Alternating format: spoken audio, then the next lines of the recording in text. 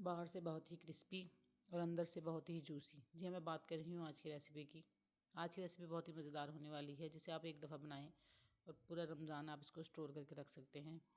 अफ्तारी में जब दिल चाहे, मेहमान आए, बच्चों के लंच बॉक्स के लिए बेहतरीन आइडिया है। तो ये आज की रेसिपी को हम स्टार्ट करते हैं। अस्सलाम वालेकुम, welcome to kitchen with Kinza. आज हम बना रहे हैं चिकन डोनट्स, जो बहुत ही क्रिस्पी और अंदर से बहुत ही क्रीमी है। यहाँ मैंने एक पैन लिया है, इसके अंदर मैं 2 टेबल स्पून जो है वो ऑयल ऐड करूँगी और इसके अंदर मैं 1 टेबल स्पून लहसुन, चॉप्ड लहसुन ऐड किया है मैंने। इसको हल्का सा फ्राई करेंगे और इसके साथ ही हम इसके अंदर मैं एक मीडियम साइज़ का प्याज ऐड करूँगी, जो मैंने बिल्कुल बारीक चॉप करे। इसके अंदर हम जो सब्जियाँ वगैरह यूज़ करेंगे ना, वो सब हम बिल्कुल बारीक चॉप करके यूज़ करेंगे। ये देखिए, हल्का सा हम प्याज को भी फ्राई कर लेंगे और साथ ही मैं इसके वेजिटेबल्स ऐड करूँगी। मैंने यहाँ शिमला मिर्च ऐड की है, जो मैंने बहुत बारीक चॉप कर ली थी। और यहाँ आप गाजर को देखिएगा, मैंने गाजर को ना कद्दूकश कर लिया था, ग्रेटर की मदद से कश कर लिया था। और बंद गोभी को भी मैंने इसी तरह ही कश कर लिया था। अब सब वेजिटेबल्स को भी हम अच्छी तरह फ्राई करेंगे। फिर हम इसके अंदर कुछ स्पाइसेस ऐड करेंगे। अगर यहाँ पे आपके पास हरी मिर्चें हों तो वो ज़रूर ऐड कीजिएगा। मेरे पास इस वक्त मौजूद नहीं थी, तो इसलिए फिर मैंने ऐड नहीं की। यहाँ मैं 2 टीस्पून जो है वो चिली फ्लेक्स ऐड करूँगी, 2 टीस्पून ही मैं ब्लैक पेपर ऐड करूँगी और 1 टीस्पून मैं नमक ऐड करूँगी इसके अंदर। नमक आप अपने हिसाब से कम या ज़्यादा कर सकते हैं। यहाँ वेजिटेबल को हम अच्छी तरह फ्राई कर लेंगे। नमक मैंने यहाँ पे ऐड किया है। यहाँ पे मैं वेजिटेबल को थोड़ा सा साइड पे करूँगी और मैंने यहाँ पे 2 टेबल स्पून मैदा ऐड किया है। मैदे को हम फ्राई करेंगे अच्छी तरह। मैदा कच्चा कभी भी ऐड नहीं करेंगे हम। मैदे को अच्छी तरह फ्राई, मैदा हमने यहाँ पे बाइंडिंग के लिए ऐड किया, अच्छी तरह बाइंड हो जाएगा इससे। मैदा हमारा भुन गया था अच्छी तरह। और यहाँ पे मैंने 1/2 कप यखनी, अगर आपके पास यखनी मौजूद नहीं है तो कोई बात नहीं है, आप इसके अंदर सिर्फ दूध भी ऐड कर सकते हैं। और यहाँ मैंने 1 कप दूध का लिया है। 1 कप में दूध ऐड करूँगी और हम इसको अच्छी तरह पका लेंगे। ये देखें जी, बहुत क्रीमी सा दूध से इसका ना टेक्सचर बहुत क्रीमी सा आता है, बहुत मज़ा, अच्छा टेस्ट आता है इसके अंदर। तो ये देखें, हम अच्छी तरह हमारा बैटर जो है ना वो थिक होना शुरू हो गया है। मैदा हमने इसीलिए ऐड किया था कि मैदे के साथ ये जब हम दूध और यखनी शामिल होंगे तो उससे थिक होना शुरू हो जाएगा। ये देखें, और इस पॉइंट पे मैं यहाँ पे ऐड करूँगी बॉयल्ड और श्रेडेड चिकन, क्योंकि हम चिकन नगेट्स बना रहे हैं। तो चिकन को मैंने पहले ना बॉयल करके रख लिया था, उसकी वीडियो नहीं बन सकी वो, इसलिए मैंने चिकन को बॉयल्ड और श्रेडेड करके रख लिया था और उसको फिर मैंने चिकन को इसके अंदर ऐड कर दिया। और यहाँ पे मेरे पास 3 से 4 आलू लिए थे, जिनको मैंने बॉईल कर लिया था, अच्छी तरह मैश कर लिया। और अब हम फ्लेम बंद करके इसके अंदर आलूओं को ऐड कर देंगे। ये देखिए जी, हमारा मिक्सचर जो है वो रेडी हो गया है। अब मैं इसको बाउल में निकाल दिया, ठंडा होने के लिए रख दिया। जब तक हमारा मिक्सचर ठंडा हो रहा है तब तक हम ये बैटर तैयार कर लेते हैं मैदे के साथ। मैंने यहाँ पे तकरीबन 1/2 कप मैदा लिया है, उसके अंदर मैं पानी ऐड करूँगी। अगर आप चाहें तो इसके अंदर नमक और black pepper, chilli flakes add कर लीजिएगा। मैंने ऐड नहीं की, मैंने वैसे सिंपल ही लिया मैदा। और इसको हम बना लिया हमने। और यहाँ पे हम लेंगे सेवइयाँ, बिल्कुल बारीक वाली जो सेवइयाँ होती हैं ना, जो हम अक्सर दूध के साथ इस्तेमाल करते हैं, उनको हमने इस तरह ना चूरा बना लेना है।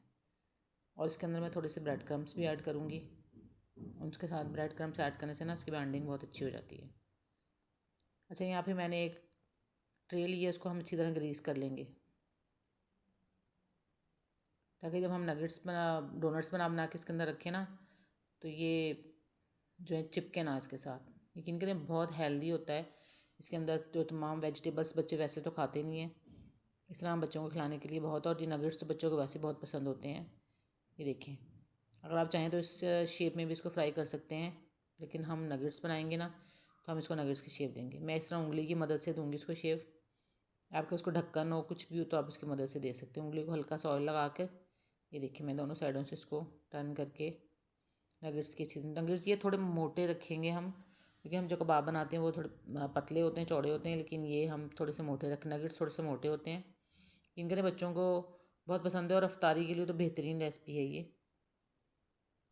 यहाँ पर अगर आपको मेरी वीडियो अच्छी लग रही हो तो प्लीज़ मेरे चैनल को सब्सक्राइब कर दिया करें, वीडियो को लाइक और शेयर ज़रूर कर दिया करें, और कमेंट बॉक्स में प्यारा सा कमेंट कर दिया करें, जिससे हौसला अफजाई होती है।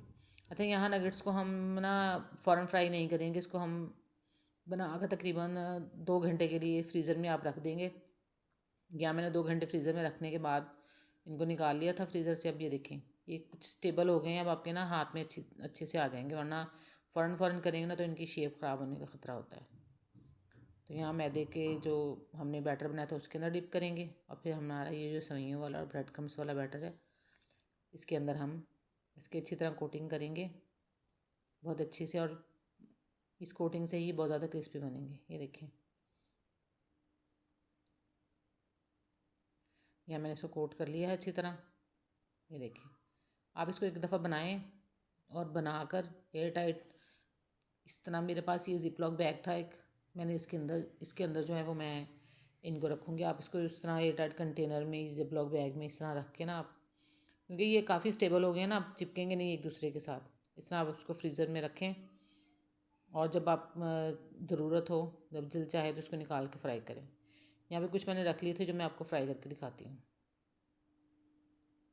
ये मैंने फ्राई पैन में ना ऑयल बहुत गर्म कर लिया था। तेज़ गर्म ऑयल में ही हम इसको फ्राई करेंगे, लाइट हल्के ऑयल में नहीं करेंगे, क्योंकि ऑयल का कम गर्म होगा ना तो कोटिंग ऊपर से उतर जाएगी सारी। ये देखिए हमारा ऑयल गर्म था, क्योंकि हमने सिर्फ ऊपर से इसको कलर देना है, अंदर से तो हमारी सारी चीज़ें पकी हुई हैं। जी हाँ, अंदर से हमारी तमाम फिलिंग्स पकी हुई है, बाहर से हमने इसको सिर्फ कलर देना है। ये गोल्डन ब्राउन कलर होने पे हम इसको निकाल लेंगे। ये देखें जी माशाल्लाह से कितना प्यारा गोल्डन ब्राउन सा कलर आ गया इसके ऊपर। और अब हम इसको निकाल लेंगे, मैं आपको निकाल के दिखाती हूँ इसको। ज़रूर ट्राई कीजिएगा इसको, रमज़ान मुबारक की आमद है। इसको आप एक दफ़ा बनाकर ज़रूर फ्रीज़ कर लें, और जब दिल चाहे बच्चे मांगें, जब मेहमान आ जाएँ, इफ्तार पार्टी हो किसी की, आपने इफ्तारी पे बुलाया हो, तो ज़रूर इसको बनाइएगा। और मुझे फ़ीडबैक ज़रूर दीजिएगा, कमेंट बॉक्स में ज़रूर बताइएगा कि आपको मेरी रेसिपी कैसी लगी। ये देखिए माशाल्लाह जी कितनी क्रिस्पी हैं। यहाँ देखिए मैंने सारे निकाल लिए हैं और मैं आपको इनको प्लेट में रख के दिखाती हूँ। देखिए माशाल्लाह से, माशाल्लाह माशाल्लाह। नेक्स्ट रेसिपी तक की इजाज़त दीजिए। अल्लाह।